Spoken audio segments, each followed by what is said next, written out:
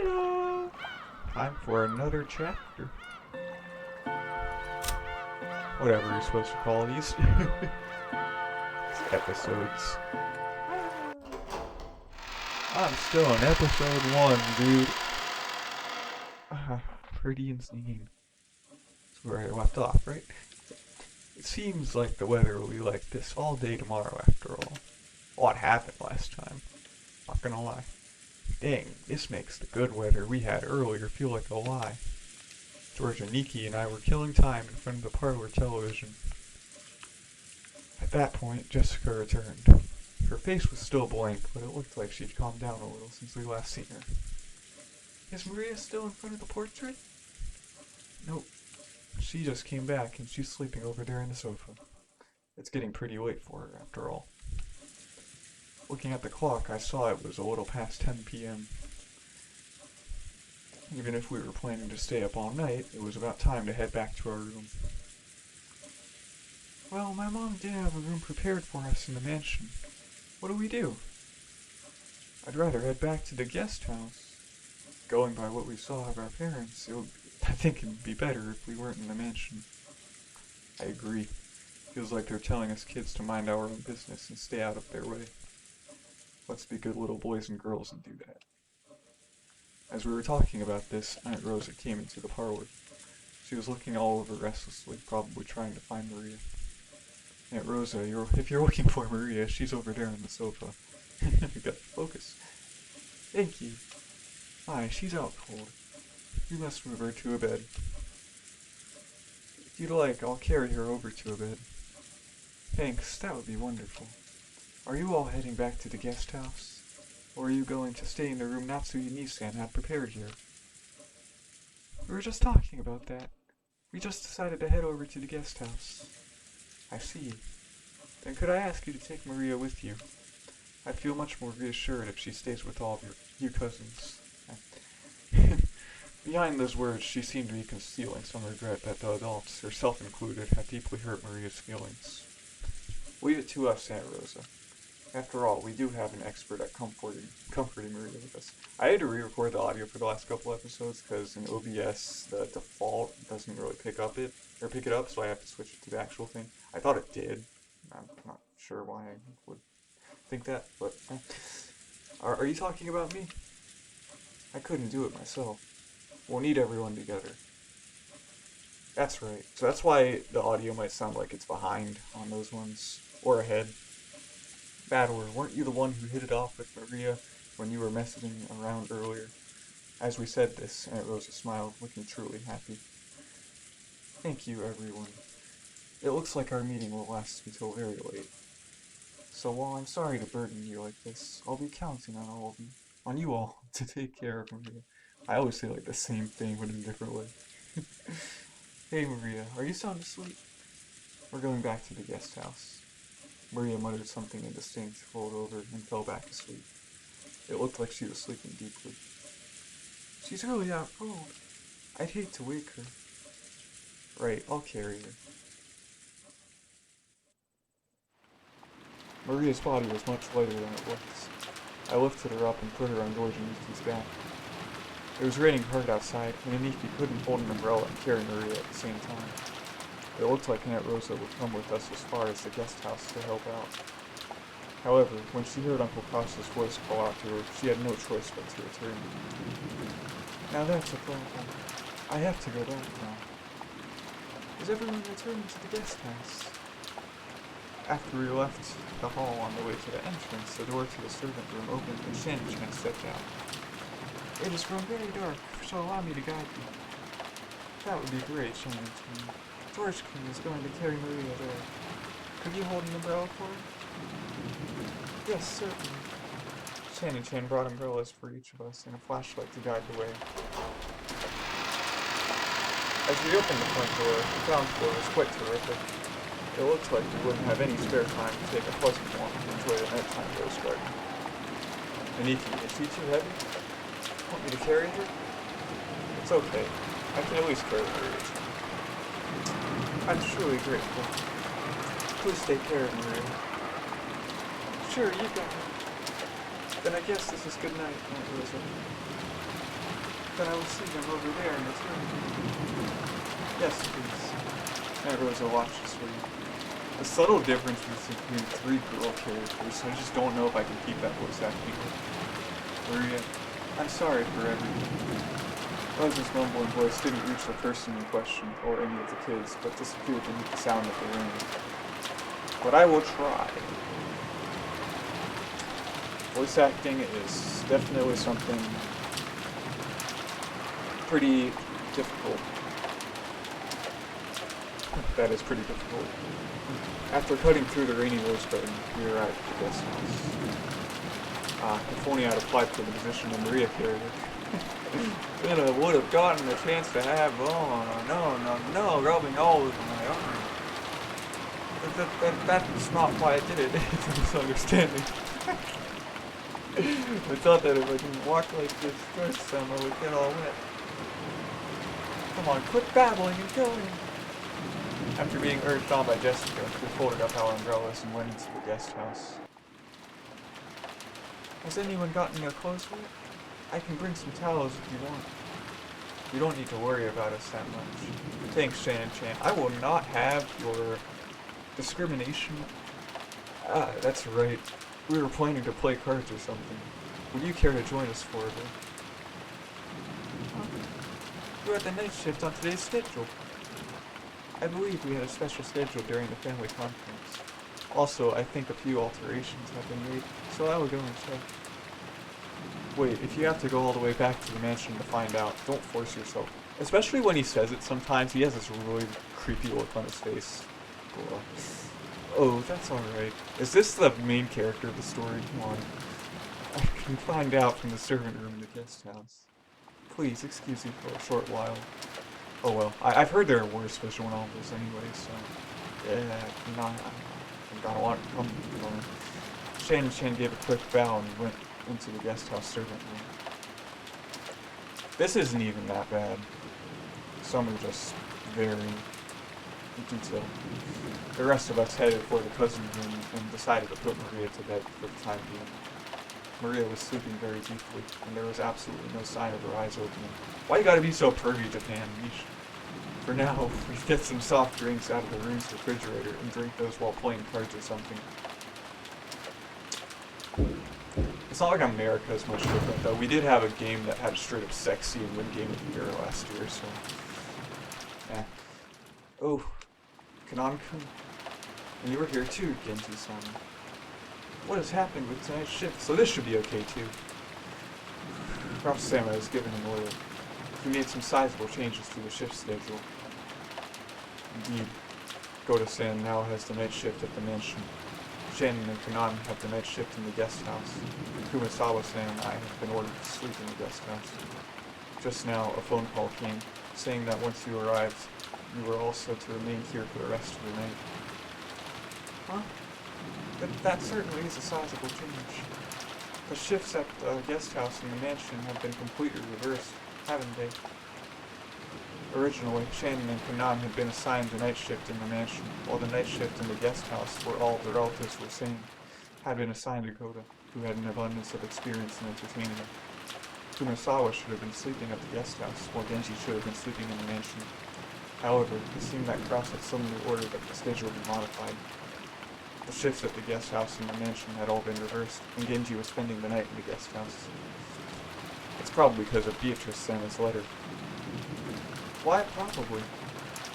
After such a mysterious letter appeared, it was only natural that Cross-sama would suspect one of us.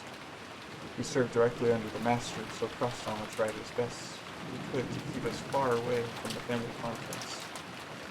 Genji, Shin, and Kanan were all prepared to wear the Ishiramaya family crest, the one-winged eagle, as the servants who served directly under Kinzo.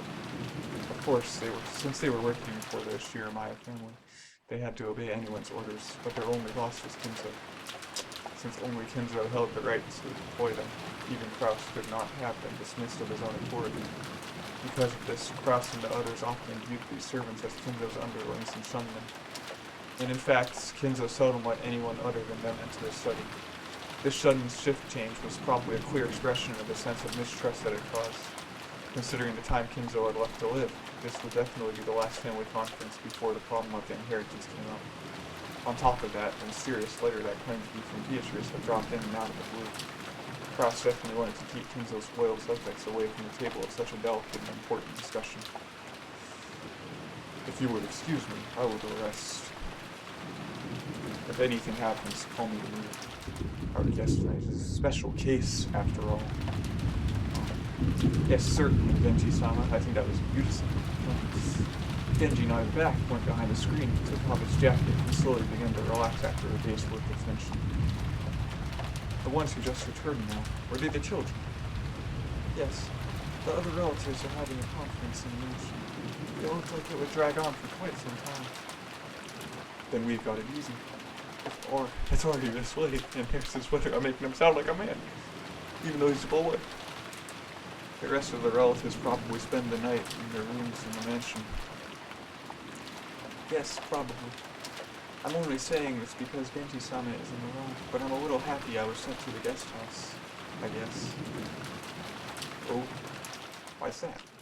Because you could stay away from Madame and Ida-sama, those bullies? Or you have some another reason. It's not as though I have another reason. I see. Then let's do our best together with our night shifts. I'm counting on you, Beasley. Just now, I was asked to go to the children's room and play with them.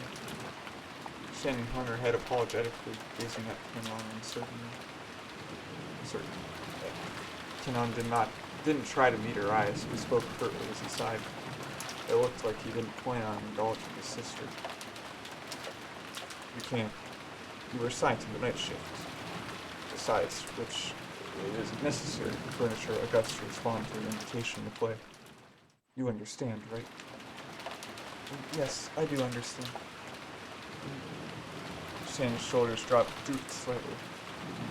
She'd already expected that Cannon, the stickler for the rules, would say something like that, but she still seemed a little discouraged. As Cannon flipped through a logbook, he spoke about pacing Shannon. That means the children will be waiting. You'll have to apologize and tell them you have the night shift and you won't be able to stay with them. Go and come back. Yes. I'll go apologize and come back. Shannon hurriedly slipped from her seat before her brother's mood to change and flew out of the servant room before they got out. Yeah, they're brothers. They're brother and sister. Of course I knew that. As he watched her go, Kenan took a single deep breath. I don't know if it's Kenan or Kanan, though. Genji's voice came from beyond the screen. Kanan sounds better. Who would name their kid Canon? What? I will be here, so you can go too. Genji-san. Sam was the only one calling. Not as though I was invited. That was only because you were not there at the time. If you had been, you would have been invited as well.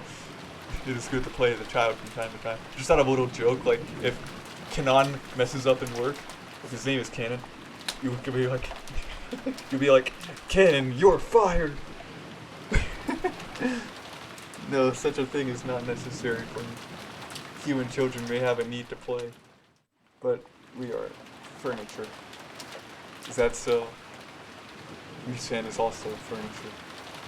Even if she pretends to be a person, it will only hurt her later. I understand that, so I try not to get too close to people, that's all. Genji did not say anything after that. After a while, he stood up and used a pot of hot water to make powdered cocoa, serving some to Kanan as well.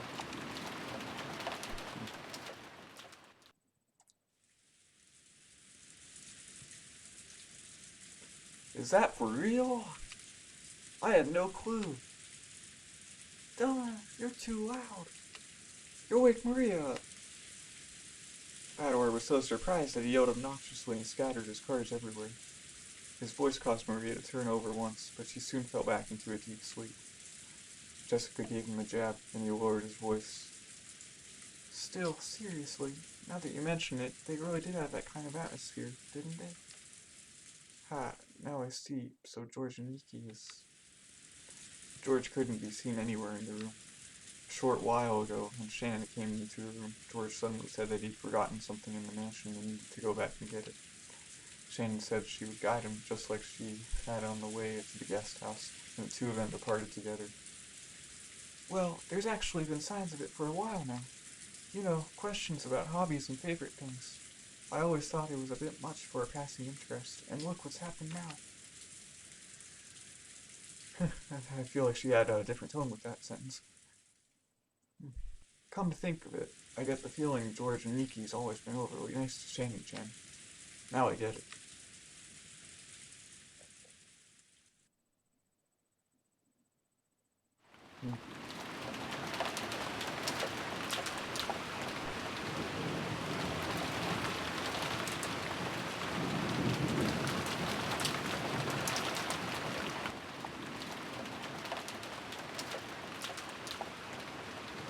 According to the weather report, it looks like it'll be at the worst tonight.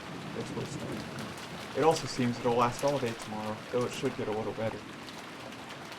Though, then maybe the boat won't arrive until the day after tomorrow. I hope that doesn't interfere with your work on Monday. I already knew that the typhoon would be coming beforehand. Just in case, I made sure I didn't have any plans for Monday, so it's okay. I may not look it, but I really am the type who can plan ahead on a schedule. George puffed out his chest. Puffed. I've been proud. That's not even a word. Compared to the calm appearance George always had as the oldest cousin, he now looked amusingly like a little kid. Shannon chuckled at this abrupt contrast. It's no surprise you're so well prepared, as someone who will bring prosperity to his company someday. Well, making a company prosper really is a tough job.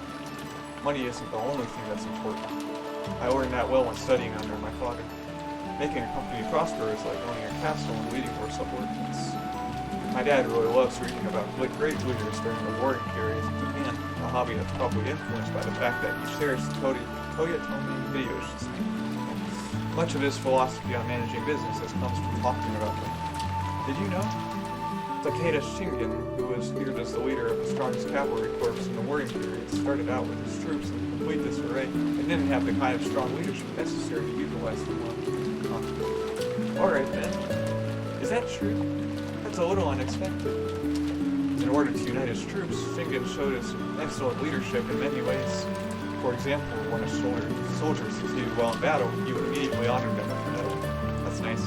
Normally, that kind of thing was put off until after the war, and they were all awarded at once. He continued to diligently along the field of battle, and immediately showing his appreciation for his troops' military exploits motivated them in an extremely significant fashion. Also, whenever one of his troops was brought down by an illness, he would be the first to rush up to them and care for them, and so on. Takeda Shingen wasn't just the man who led the strongest cavalry corps in the warring period. Cavalry? I thought it was cavalry, as in C-A-V-A-L-R-Y. What? In the warring period.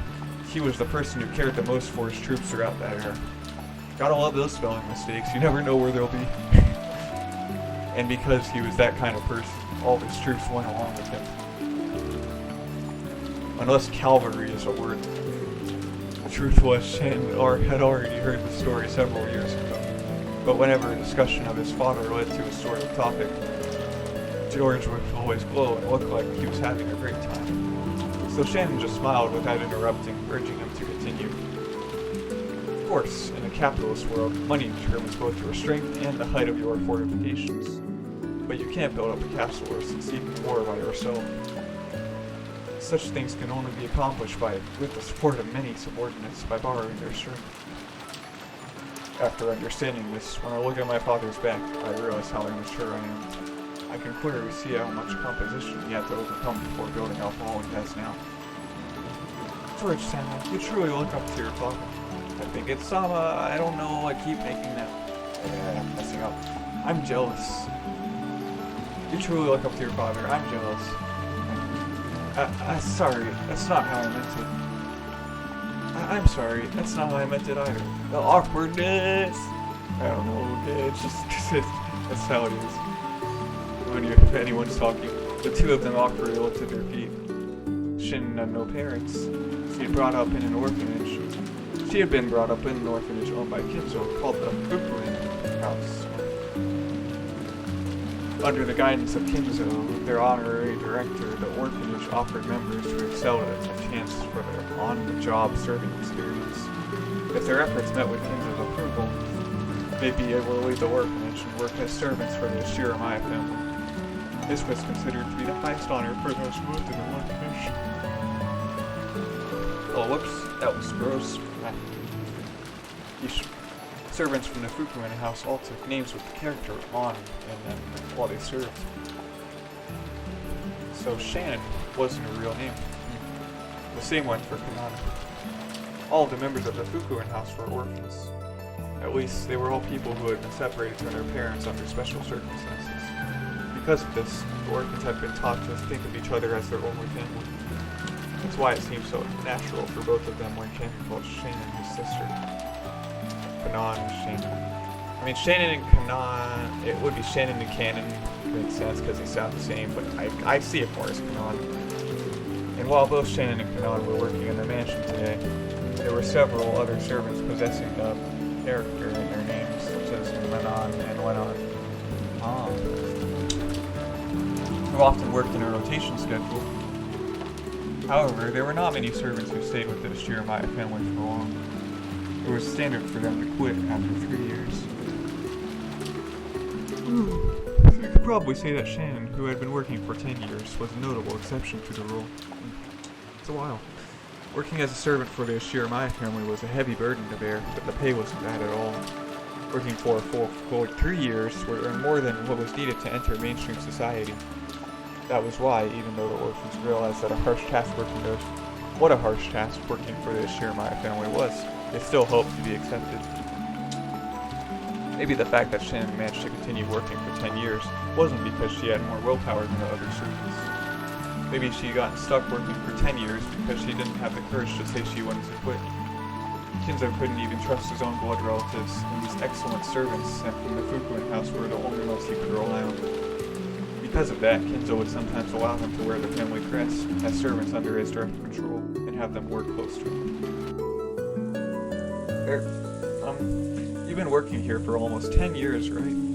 You must have saved up a lot of money by now. I wonder. It's not like there's anything in particular I'd like to buy. After all, a few million yen isn't enough to live off for the rest of your life. So the reason you've been working all this time wasn't to hit some target sum? Yes, that's right. I have nowhere to go outside this mansion. And I have been getting along well with Milady and the other young servants. The madam does scold me sometimes, but caring for the roses and cleaning the mansion is fun. But that can't be your entire life, Shannon-chan. No, Sayo-chan. Shannon cast her eyes downward when she heard her real name. She understood what George was trying to say and felt silent. There's something I've learned as I continue to study even after becoming an adult and a full-fledged member of society. A human's life is not as monotonous or short as we thought when we were kids. All school-aged kids have certain fears they can't shake. They wonder whether they'll live the rest of their lives like sleepy classes after a monotonous and boring school day, spending their time in a carefree laziness without anything interesting happening until it's all over. However, life's only like that for underage students. Compared to a human's life, the time they spend as students is nothing more than a blink of the eye, a period where they break through the shells of their immaturity. The inside of the shell might be a hot, suffocating, and boring world. But the world beyond that shell is vast and filled with limitless possibilities. So far, your life has been trapped inside the shell called Shannon. I think you are under the mistaken impression that your life will continue like this forever.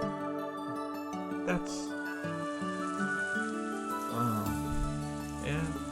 Shannon couldn't deny those words. She'd been unable to harbor any queer doubts about her lifestyle, and since she never had any hope or goals for changing herself, she lazily continued living like the way she always had. And if asked whether this life was satisfying, she wouldn't have been able to nod. She may have been intentionally averting her eyes from the truth.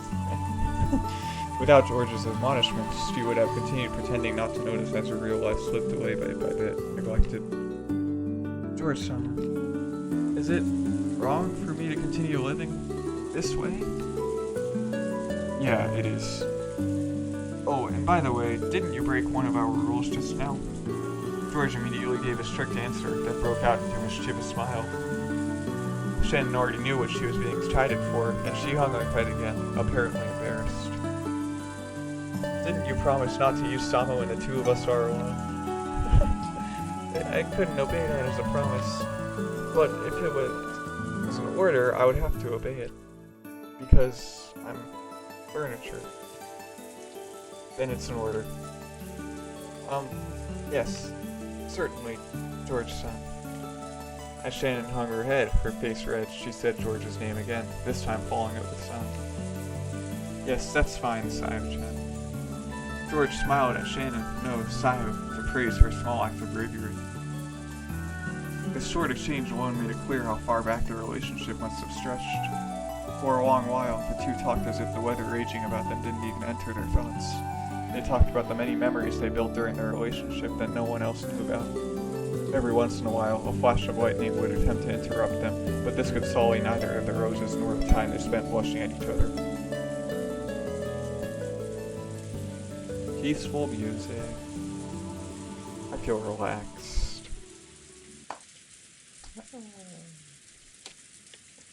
That's right. I have something I wanted to show you. What could it be? George, who I just yawned, or hiccuped. I hiccuped.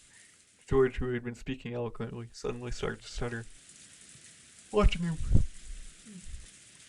Shannon seemed to guess something. Your mouth really gets tired after so much reading.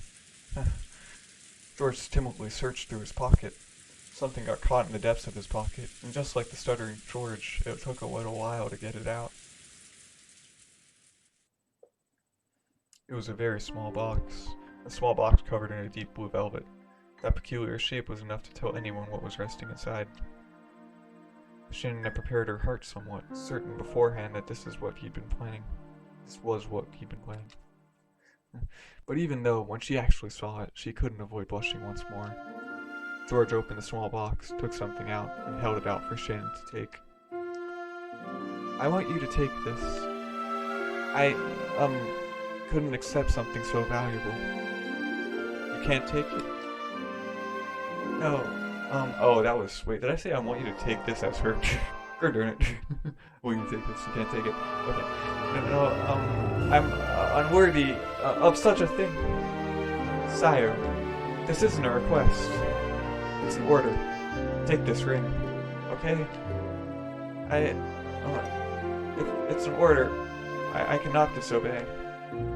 Yeah, that's right. Well done. Shannon, not wanting to show her bright red face, timidly accepted the ring from George's hand while still staring at the ground. That ring wasn't a simple accessory. It was a noble object, meant since ancient times to be offered to a special woman under special circumstances. Therefore, while George could order her to take it, he could not order anything beyond that. Anything beyond that would depend not on an order, but on Sayo's own will.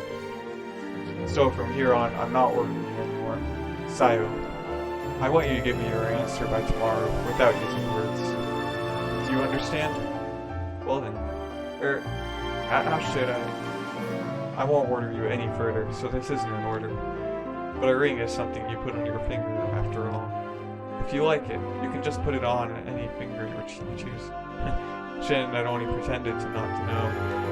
She already understood what he wanted her to do, but she was standing at a huge crossroads over her life. Look how late it's gotten. Let's call it a day. George turned away from Shannon, acting just a bit bluntly. I could probably order you to wear it on your left hand. You might be timid and dependent enough to actually obey that kind of order.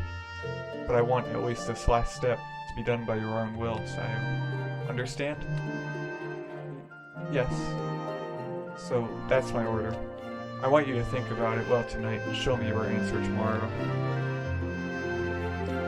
Shannon nodded back. Today was the culmination of their many days spent together.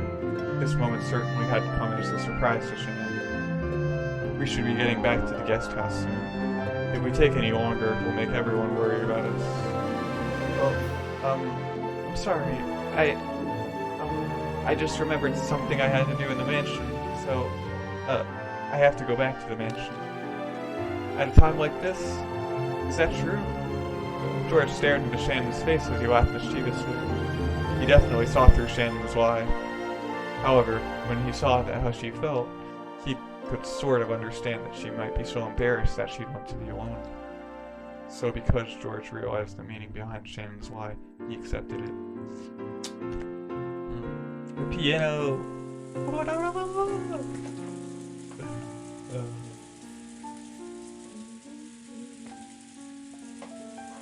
That's nice.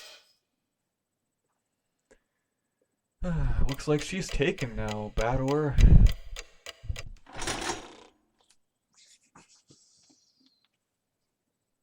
Pretty sweet.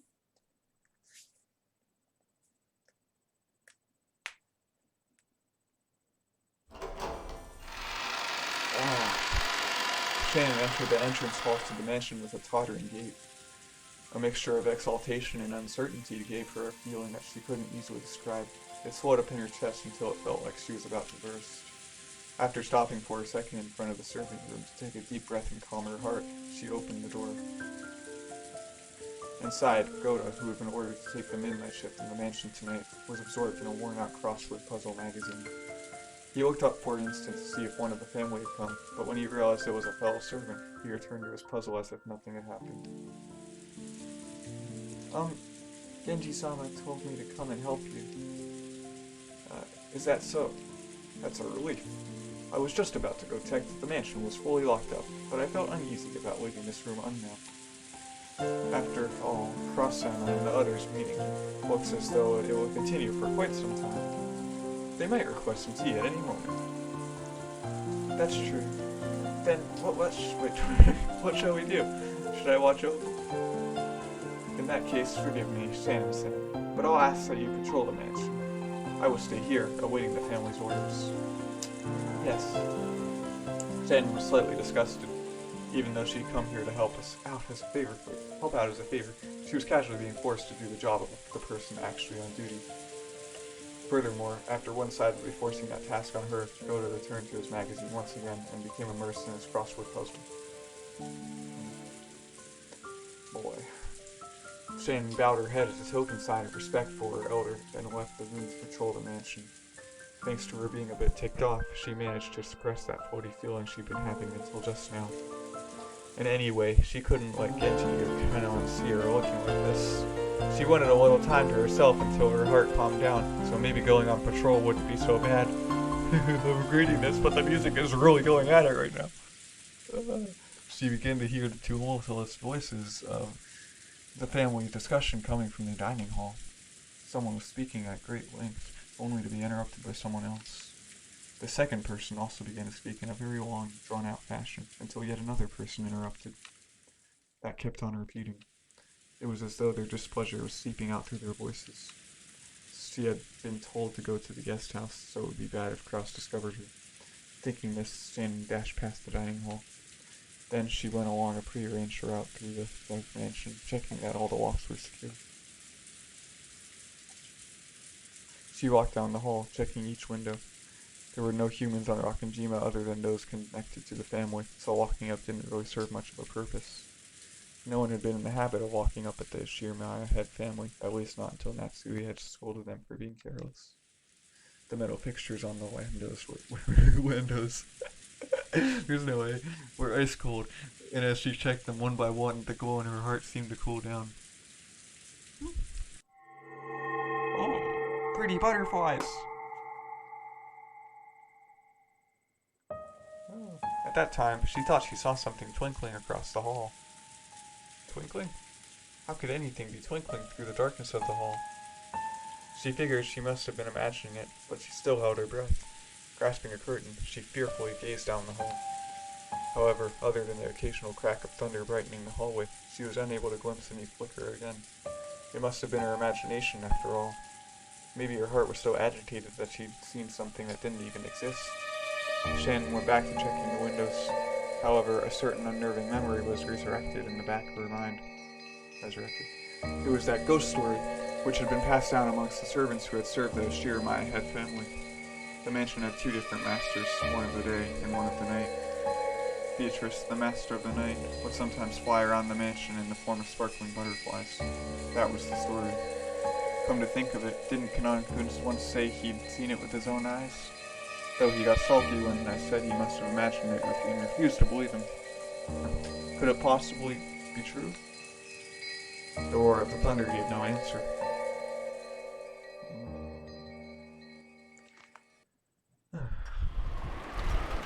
Things are getting pretty crazy.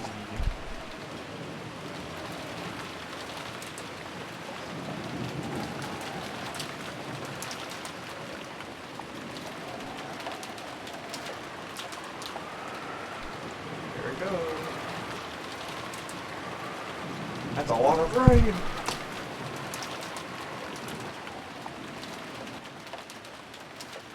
Okay.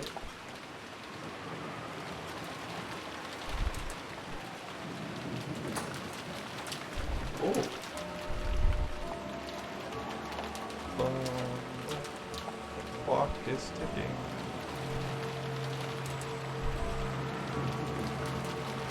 I guess it's midnight or something.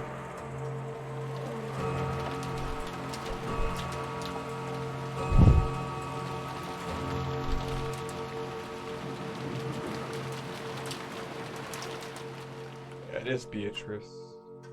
Not Beatrice. Beatrice. Oh man. They're all nervous. Cycling through their characters.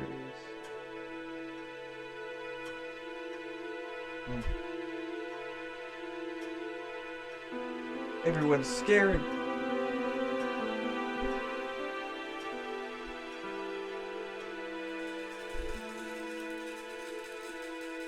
Something's going on.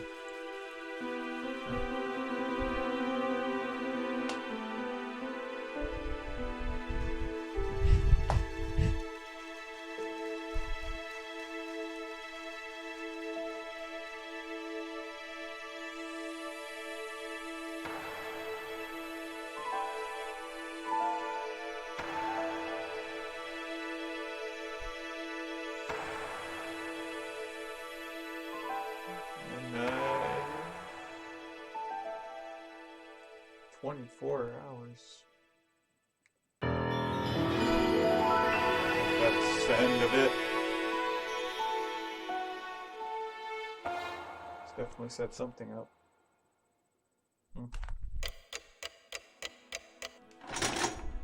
Okay.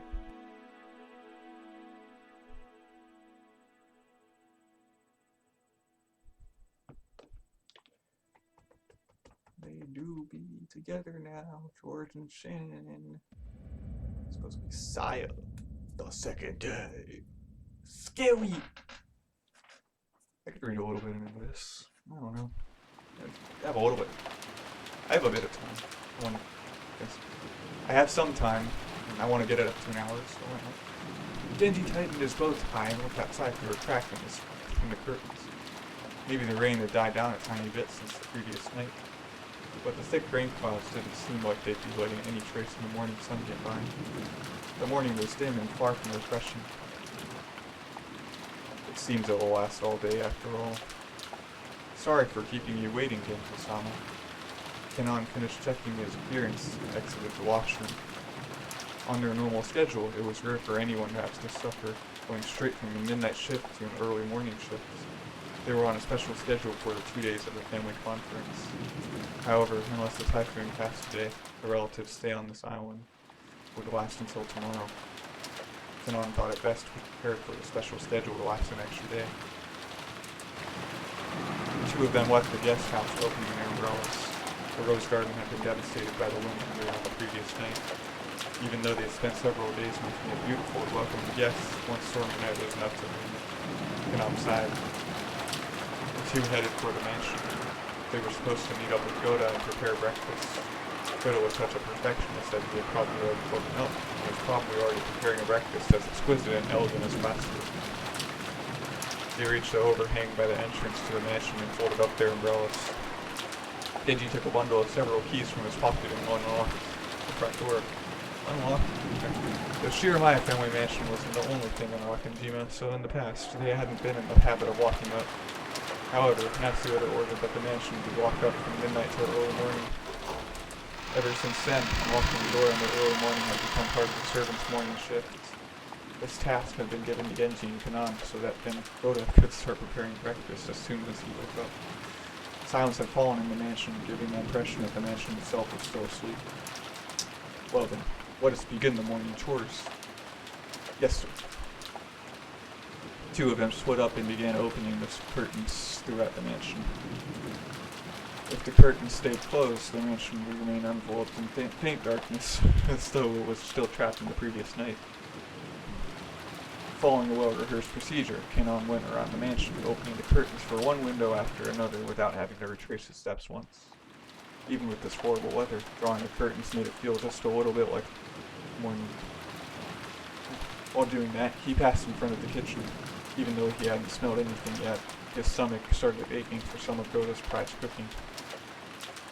Good morning. He tried to greet Goda, who should have been getting breakfast ready, but Goda was nowhere to be seen. The kitchen was darkly lit, and not only were the curtains not open, but the fan wasn't even running. It was still cold, without any trace of a fire being lit, so of course there were no signs of breakfast being made either.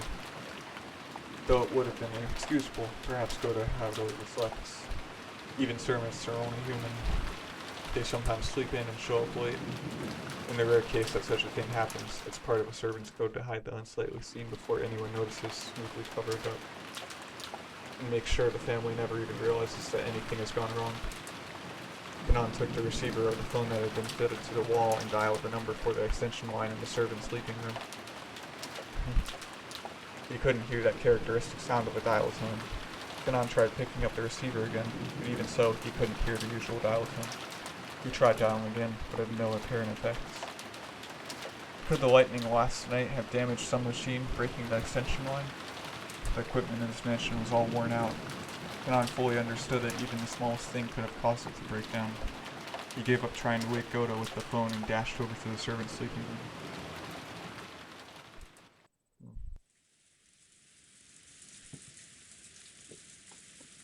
How long has it been since I stopped sleeping and started lazily staring up at the ceiling? That vague sense of awakening was part of Natsui's usual morning experience. She always slept lightly, and she couldn't sleep at all without medicine. To Natsui, sleeping was definitely not a happy thing. When she looked outside, she saw that it was still pouring. If she hadn't sensed a tiny amount of light, she might have mistakenly thought that it was still the previous night. She herself was one of the hosts, so she mustn't wake up later than her guests. Urging herself on, she raised up her body, which still hadn't completely recovered from yesterday's weariness. No one would torment her as long as she remained inside this room, and her headache wouldn't get any worse here. This room was the only place she could find peace, so when she left, it meant returning to the world where her husband's siblings kept trying to stab each other in the back. In that case, wouldn't it be better to just stay locked up in this room forever? That ridiculous notion brought a bitter smile to Natsui's face. She was starting to sound like Kinzo. Though she often complained about Kinzo staying locked up in his own room and refusing to attend to everyone else, the truth was that she longed to do the same. Natsui gave her head a small shake, and her fantasy was replaced by the reawakening of her usual headache. When she reached for the doorknob, trying to leave the room, her hand touched the scorpion charm that she had hung from it before going to sleep the previous night. It was Maria's charm, which Natsui had received from Jessica. Didn't Jessica say something about it having the power to repel magic, telling her to hang it from her doorknob? Maybe it was thanks to the charm that at least this room had been protected from the malice of her husband's siblings. As she thought this, her mood began to get a little more cheerful. I wonder if I have Jessica to thank for the little bit of peaceful sleep I managed to receive. And Natsui remembered. That's right, last night I promised Jessica that I'd give her a charm of my own in exchange for this one, didn't I? Natsui opened the drawer on her chest and took out an antique accessory case that she had treasured when she was a child. Oh, I think that was Natsui speaking in the last one. Yeah. Inside there were many small objects that Natsui had thought were valuable at the time. From amidst those, she pulled out a red pouch. Inside was a small, round mirror about 10 centimeters across. It looked quite old, but the design on the back of the mirror was very ornate, and it felt like something with historical value. At the very least, it seemed much more authentic than the other charm, which looked like a plastic scorpion keychain. She had heard that this was a spiritual mirror for warding off evil spirits, and she had been given it especially by her grandmother when her grandfather's mementos had been distributed. It had been believed since long ago that a strange power resided in this mirror. Perhaps people thought it could reflect calamity and malice in the same way it reflected light. After he returned the mirror to his pouch, it would probably be a fitting object to hand over to Jessica. Just as she was placing it in her pocket, the sound of someone knocking on the door suddenly echoed throughout the room. Yes? Good morning, madam. It is Genji. My apologies for waking you so early. I'm coming now. What is it? No servant had ever come to her this early in the morning, nor had they come to wake her in person. Perhaps something bad had happened. Maybe some fatal oversight had been made while preparing breakfast, something that would shame the household in front of their guests. Natsui took a deep breath in anticipation for whatever trouble she was about to hear of. When she opened the door, Genji once again gave a morning greeting while bowing deeply. Natsui tentatively responded, Good morning. Did something happen? My apologies. It would seem that the telephones have broken down due to the lightning last night. The extension telephone isn't working, so please forgive my coming to see you directly. The extension telephone isn't working? That would be troublesome. Will it be possible to fix it? I am afraid we don't know the location of the damage. Later on, I would like to call in an expert and have him repair it. Does that mean we'll be able to have it, or we'll be unable to have it repaired until after the typhoon passes? Then it will remain broken down for the duration of our guest's stay. Will that hamper our efforts to care for our guests? We will do all we can to ensure that there are no problems. It's the same thing, but still. Very well. I'm counting on you to make sure we have no blunders. Natsuki let out a small sigh of relief. She had been prepared for the worst, but damage to the cell phones wasn't the kind of trouble she was worried about. Then again, even this would probably be enough to spark sarcasm from Eva. Natsuki gave her head a light shake. Are the preparations for breakfast proceeding well? As to that, we haven't been able to find Goda. The arrangements for breakfast have yet to be carried out. What did you say? Natsuki was indignant. To her, this was a much bigger problem than the phones not working. And despite that, this piece of information was the part that had been postponed. Why did everything go well most of the time, and then come to something like this when the relatives were visiting? Natsui put her head to her forehead and shook her head. Head to her forehead, sure. Natsui put her hand to her forehead and shook her head. Well, I suppose you slept in. At any rate, just see to it that someone hurries up and prepares breakfast. I don't care who. What? Natsui exited into the hall and turned around for a second to close the door to her room. The creepy thing she saw there silenced her completely. Oh. It was an unpleasant sight, as though someone had dipped her fingers in a reddish-black liquid and scratched at the door on the doorknob. It was probably some sort of awful prank, arranged by some person who wanted to make it look as though they tried to force the door with bloody hands. What sort of prank is this? How awful. I also just noticed it as I came to call you. I will clean it later. Perhaps this is a vulgar joke by one of the guests. Disgusting. Truly disgusting. Who in the world would pull such a childish and disgusting prank? Natsui had a pretty good idea, but of course there was no proof. So even if she pushed the issue, it would just seem as though she was making a fuss about nothing. In fact, it would surely be better to act as though she hadn't even realized that such a prank had been played on her. Natsui gave the order to have it cleaned and headed off to the parlor with a squeak of her heels. Scary. When Natsui and Genji arrived in the parlor, Eva and Hideyoshi were already there. Someone playing around. Good morning, everyone. Morning, Natsui-san. I heard Goda-san would be making us breakfast, too. My stomach's been getting all excited since I woke up. Wahaha! After all, it seems food is all you can look forward to as the head family household. I'm pleased to see that you two are in high spirits so early in the morning, Eva-san. With a weird expression, Matsui returned to Eva's gaze, which was fiercely competitive, competitive despite the early hour. Oh, thank Kanan jogged it. After bowing an apology to the relatives for running inside the mansion, he noticed Genji and told him something in a small voice. Kanan, have you still not found Goda? My apologies, madam. I went all over the inside of the mansion and the guest house, but I still haven't found him. Where in the world has he gone? At any rate, breakfast is a higher priority than finding Goda right now. See to it immediately. Yes. Kanan glanced at Genji. It seemed he had something else to report, but was uncertain whether or not the words should come from him. Genji nodded and decided to give the report himself.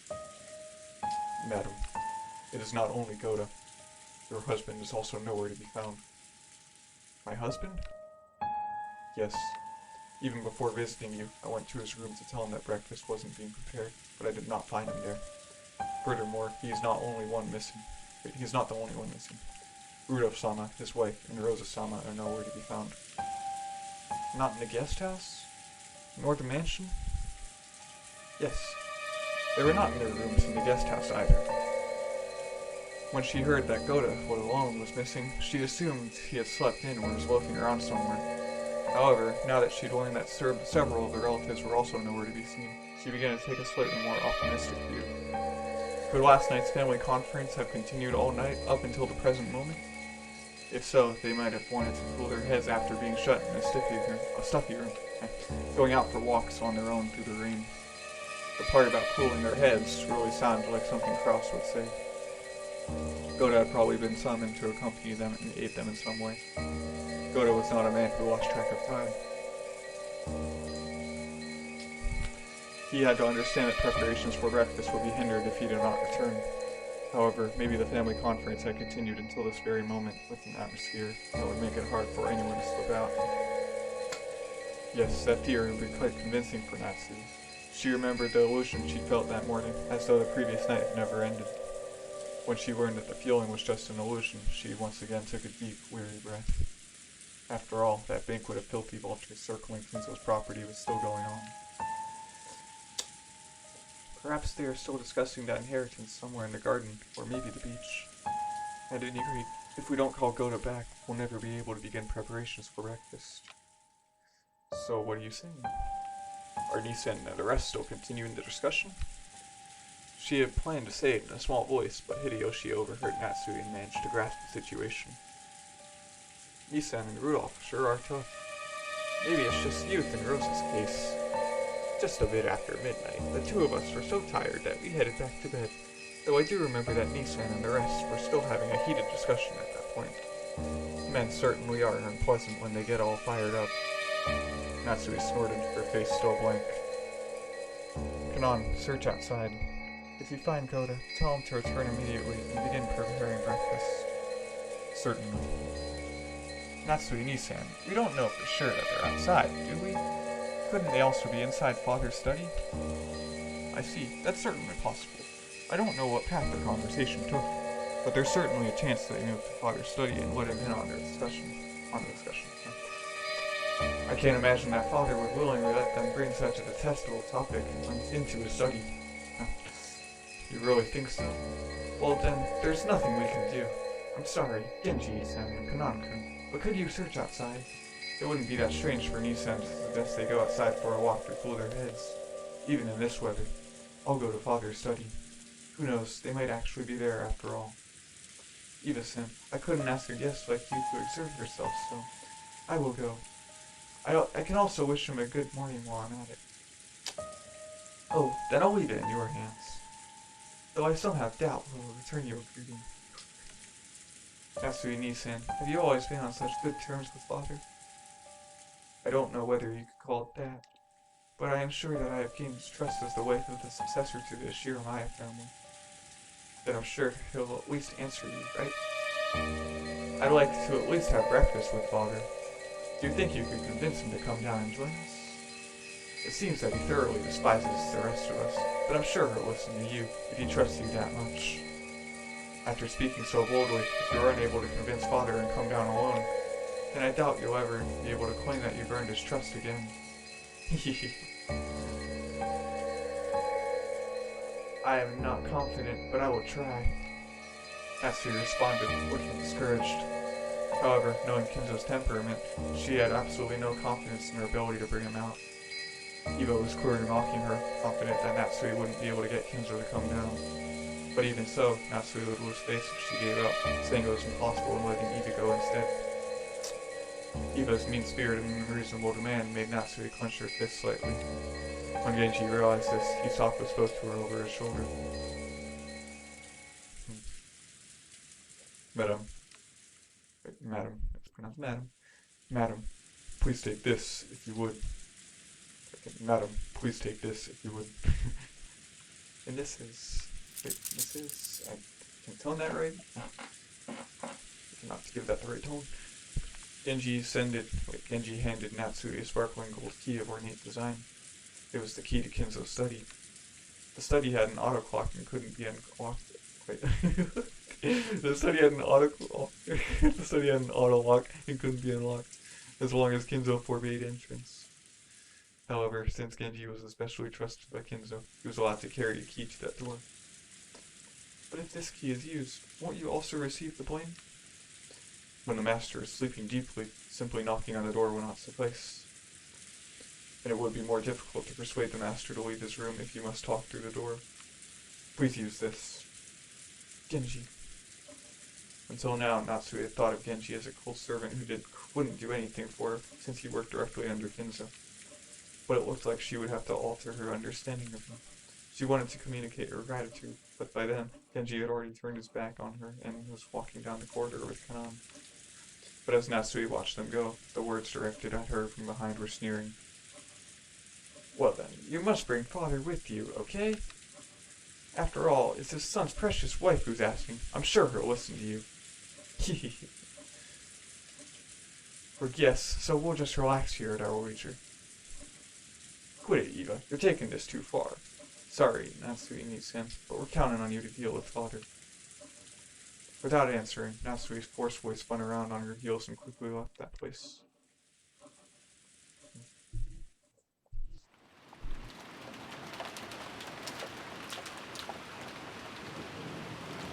Yeah.